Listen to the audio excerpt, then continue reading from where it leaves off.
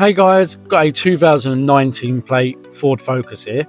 Just going to show you how to reset the tyre pressure warning light on this one.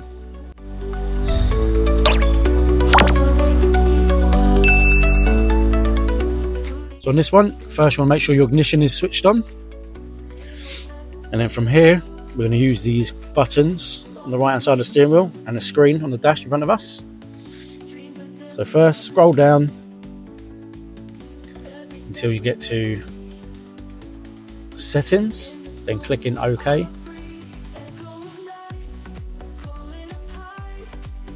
Then press the menu button on the right hand side. Then click in OK on information. Then scroll down until you get to tyre pressure. Then press OK. Now first make sure all your tyres are pumped up to the correct pressures. And then hold OK. And then it comes up tyre pressure stored.